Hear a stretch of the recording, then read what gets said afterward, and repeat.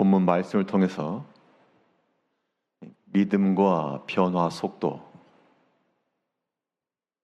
믿음과 변화 속도라는 제목으로 하나님의 말씀을 증거하겠습니다.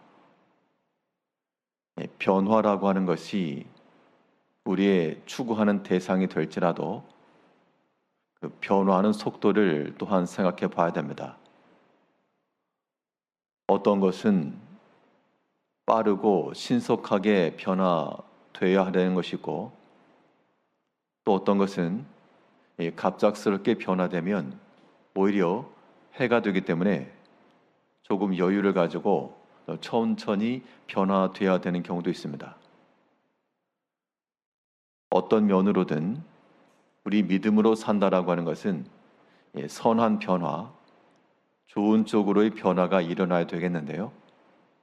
이를 위해서 어떠한 때 빠르고 신속한 변화가 필요하며, 또 어떠한 때는 유연하고 또 인내의 변화가 필요하겠는가?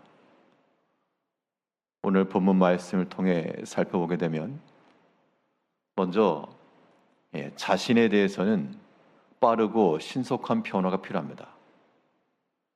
왜냐하면 자기 자신에 대해서는 구애할 사람이 없고, 또 얼마든지 자기의 생각과 판단과 결정으로 신속하게 행할 수 있기 때문에 우리 개개인의 신앙 생활, 여러 가지 환경적 변화, 혹은 하나님을 향한 모든 생활 패턴, 이런 것들에 대해서는 우리가 빠르고 신속하게 변화시킬 수가 있어야 됩니다.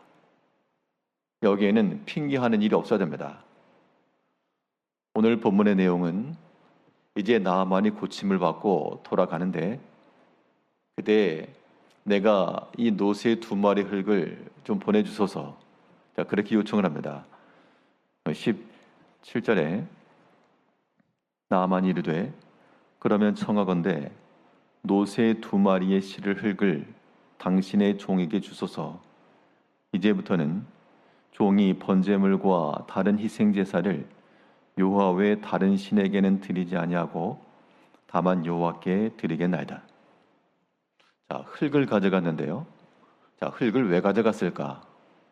라고 하는 해석들 가운데 보통 이 상징적으로 그 나라를 기억하겠습니다, 상징으로 가져갔다, 혹은 전쟁에서 이긴 후 기념으로 가져갔다 라고 말하기도 하지만, 기념으로 가져가려면 한 줌의 흙만 가져도 충분할 건데, 지금 흙의 양을 보니까 노새 2마리의 실을 흙이라고 그랬습니다. 노새 혹은 말 한 마리가 끌 수 있는 힘이 1톤 그러면 2톤 그러면 2마리가 끌면 4톤이냐? 그렇지 않답니다. 시너지 효과라고 하는 그 말이 거기서 나온 건데요. 거기에서 총 24배의 힘이 나온다 그럽니다. 한 마리가 끌었을 때 1톤이면 2마리가 끌면 24톤까지 끈다, 그 이야기인데요. 지금 흙을 24톤을 가져갔다. 노새니까 한 절반만 쳐도 한 10톤의 흙을 가져갔다. 그것은 단순한 기념물로서가 아니라 그 흙을 가지고 무엇인가를 만들겠다는 겁니다. 무엇을 만들겠다는 건가? 지금 이 나아만이 하는 말은 17절 다시 보시면, 나아만이 이르되 그러면 청하건대 노새 2마리의 실릴 흙을 당신의 종에게 주소서. 이제부터는 종이 번제물과 다른 희생제사를 여호와의 다른 신에게 드리지 아니하고.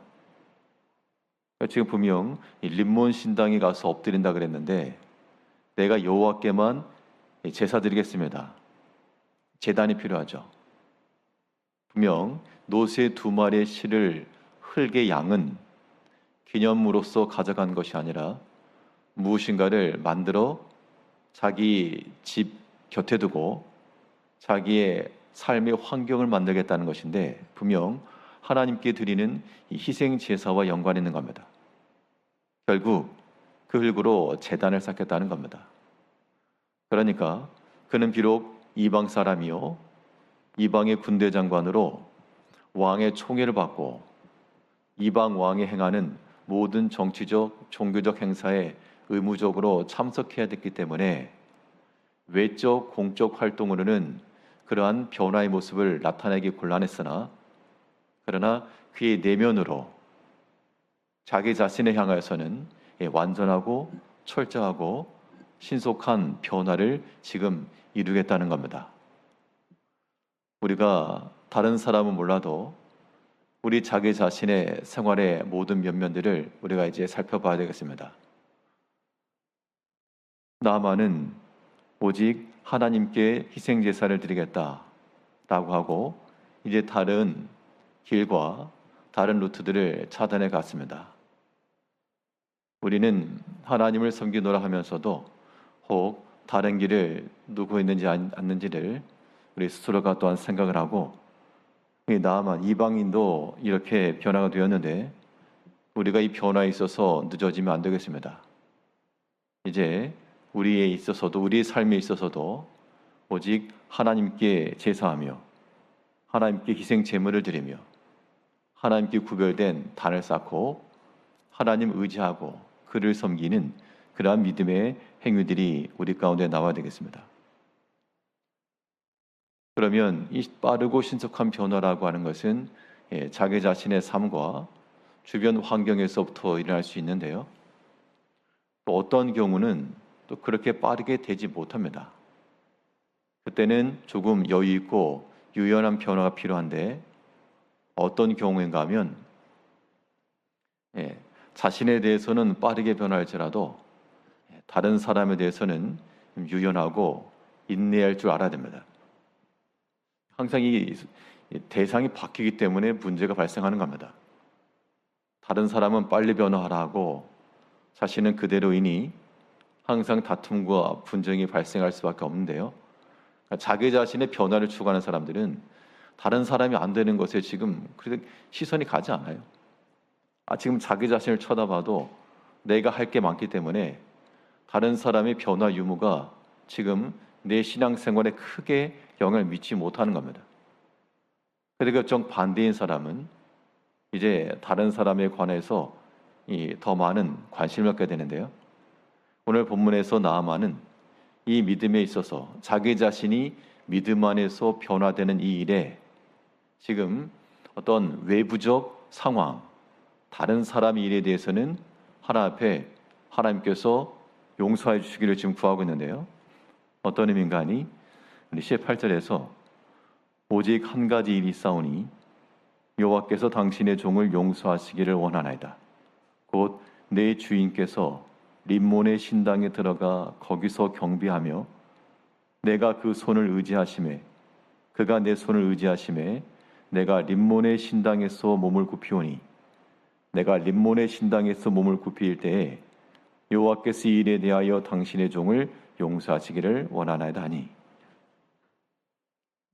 어떻게 보면 아예 타협하는 거 아니냐 그렇게 말할 수도 있겠지만 이게 원래 본디 이 유대인들 그 다니엘이 사로잡혀 갔을 때 그런 상황이라면 그들이 우리는 죽을지라도 하지 않겠습니다 라고 하는 것이 바른 신앙이겠지만 이 사람의 경우는 아람의 군대 장관으로 그의 왕을 모시고 있습니다.